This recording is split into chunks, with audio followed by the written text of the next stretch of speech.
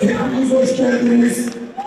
Büyükçekmece'nin iradesine, seçtiği belediye başkanına sahip çıkanlara, İstanbul'un iradesine, seçtiği belediye başkanına 24 Mart günü belirlediği Cumhurbaşkanı adayına, Türkiye Cumhuriyeti'nin milletimizin takdiriyle bir sonraki Cumhurbaşkanı olacak Ekrem İmamoğlu'na sahip çıkan Büyükçekmeceliler, hepinizi saygıyla selamlıyorum.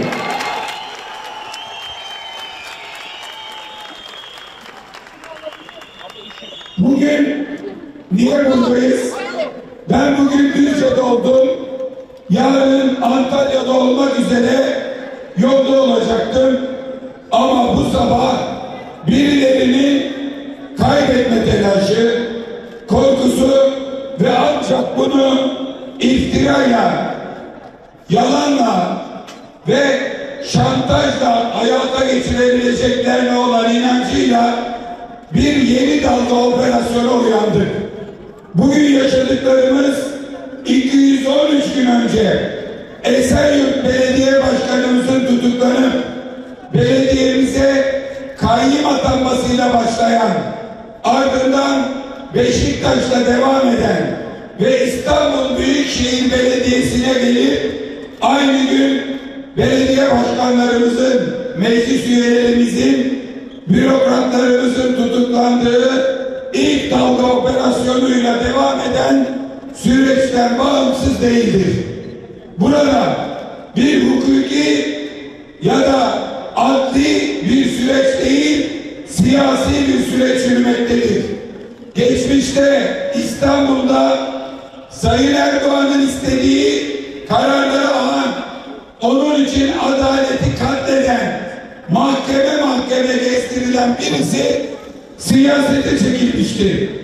Anayasaya göre geri gelemezdi ama anayasada bakan yardımcısı yazmıyor diye o tarihlerde anayasa yapılırken bakan yardımcılığı diye bir ünvan yok diye bundan istifade alıp İstanbul'un başına getirdiler.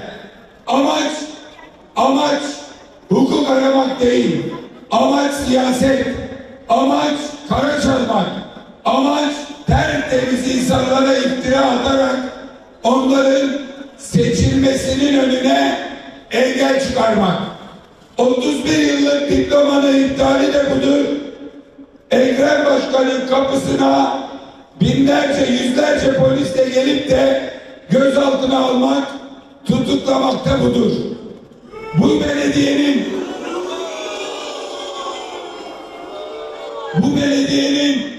belediye başkanı 30 yıldır belediye başkanlığı yapıyor. 30 yıldır.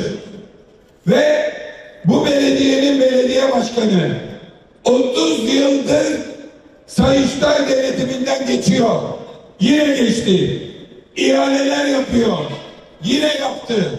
Ve en ufak bir tehdit, eleştiri, yerine getirilmemiş uyarının sonucunda suç duyurusuna dahi muhatap olmadı.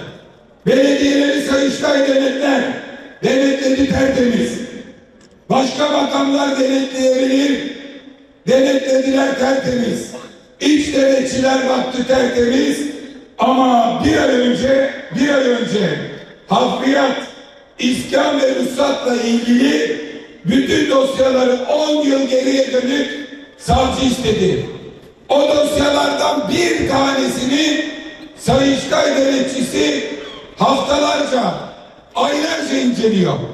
Ama bu bütün dosyaları, 10 yıllık dosyaları almış, inceleme falan yok.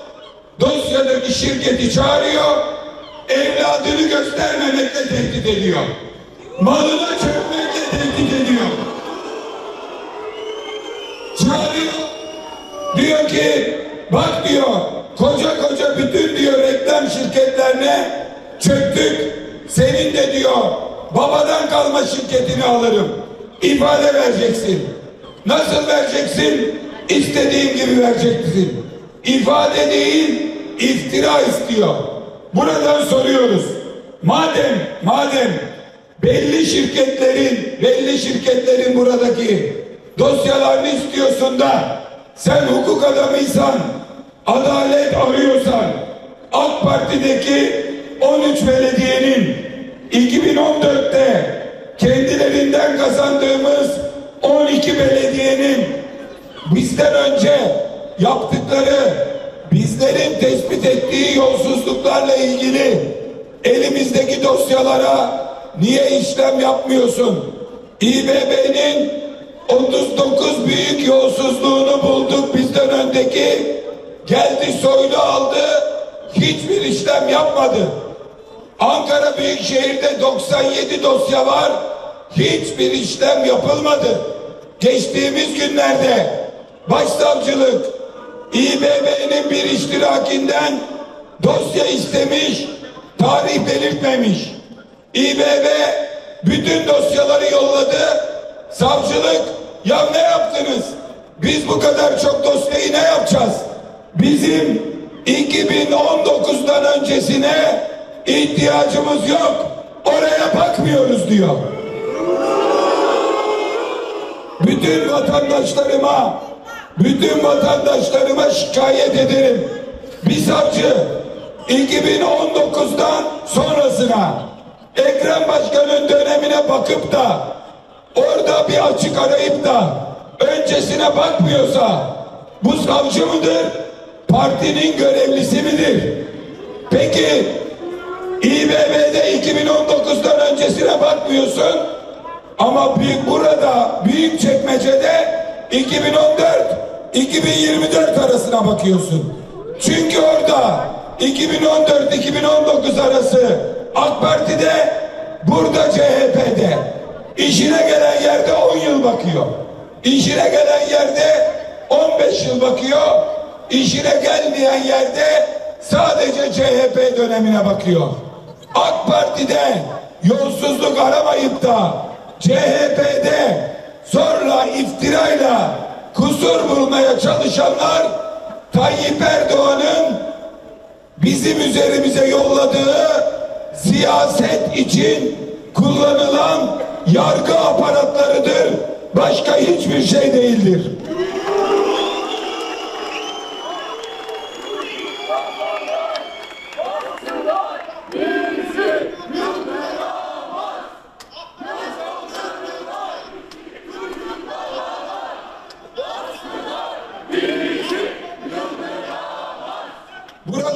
Burada savcı her gün, her sabah yeni bir dalgayla, her hafta yeni bir dalgayla bizi, irademizi direnç ve stres testine sokmaya çalışmaktadır. Ancak biz haklı olmanın, temiz olmanın gururunu ve üstünlüğünü yaşıyoruz. Ahlaki üstünlük bizdedir. Psikolojik üstünlük bizdedir.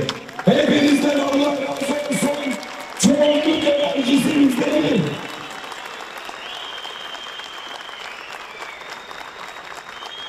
Siz buraya iradenize sahip çıkmaya geldiniz. Siz buraya seçtiğiniz belediye başkanlarına sahip çıkmaya geldiniz. Siz iftiraya, yalana ve şantaja karşı dürüstlüğü, namuslu ve temiz belediyeciliği savunmaya, sahip çıkmaya geldiniz.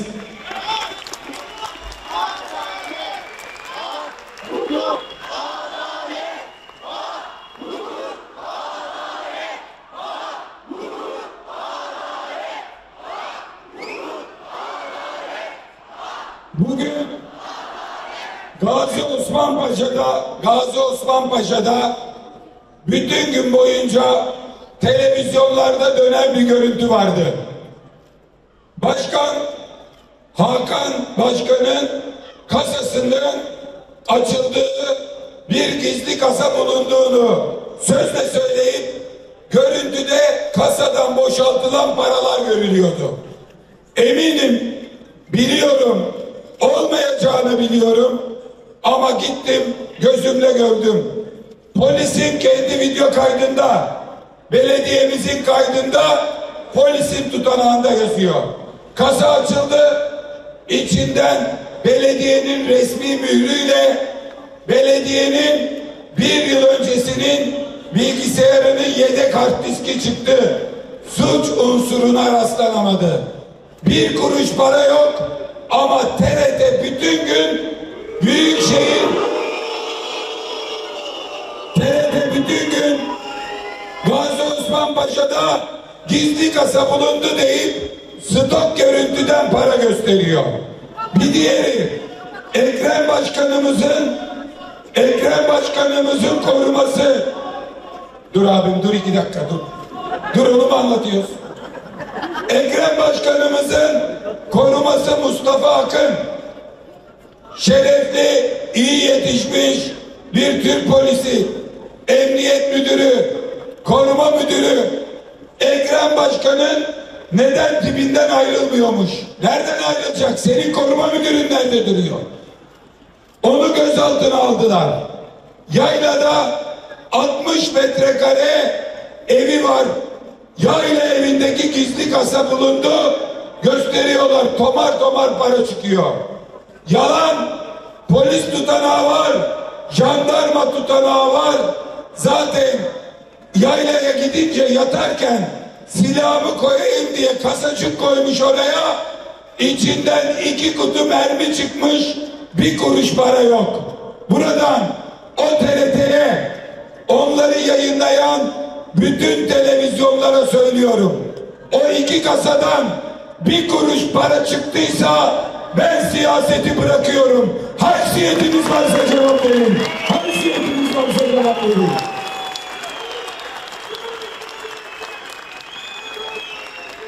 Ben Düzce'den geldim. Gazi Osman Paşa'dan, Avcılar'dan Büyükçekmece'ye Hasan Başkanımızın bu güzel emanetine geldim. Şimdi buradan Antalya'ya gidiyorum. Ama gözüm arkada kalmayacak. Hasan Başkan'ın emanetini size bırakıyorum. Emanete sahip çıkacak mısınız? Büyükçekmece Belediyesi size emanet. Hasan Başkan size emanet. Büyükçekmece'nin ve İstanbul'un iradesi sizlere emanet. Siz alnı açık, yüreği temiz, seçtiğiyle de seçeniyle de korkusuz, tertemiz insanlarsınız. Onlar istedikleri kadar güçlü olsunlar. İyiler kötülere kadar karşı kazanacak. İsmet Paşa'nın dediği gibi siz namuslular, namussuzlar kadar cesur oldukça onlara aykırı.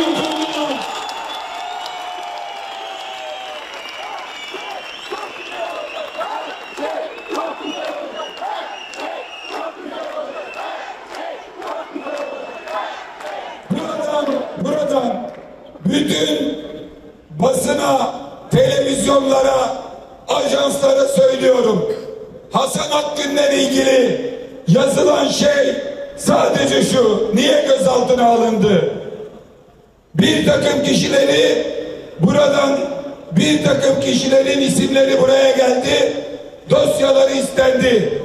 Beyanları alınan şahısların ifadelerine göre gözaltına aldık diyor. Bir kanıt, bir toplu iğne bulabilmiş değiller. Buraya gelenler, Hasan Akgün'e güvenenler, bu güvenlerinin boşa çıkmadığını, güvendikleri başkanlarının tertemiz olduğunu, 30 yıllık belediye başkanlığında arkasında kirli çöp bırakmadığını bilsinler. Biz ona güveniyoruz, inanıyoruz, sonuna kadar da sahip çıkıyoruz.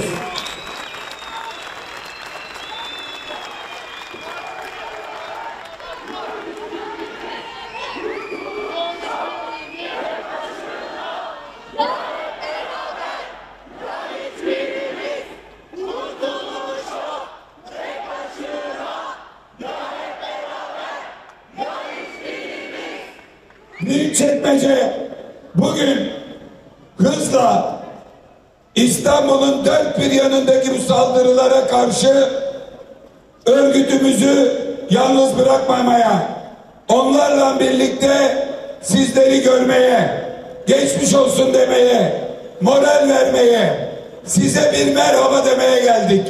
Ama anlaşılıyor ki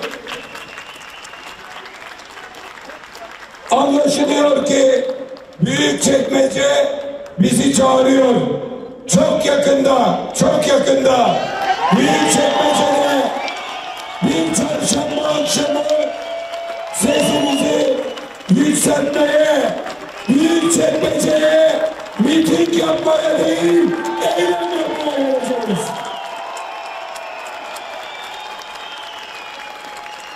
Hasan Başkan ve Büyükçekmece Belediyesi sizlere emanet. Sizler de Allah'a emanet olun. Sağ olun, var olun.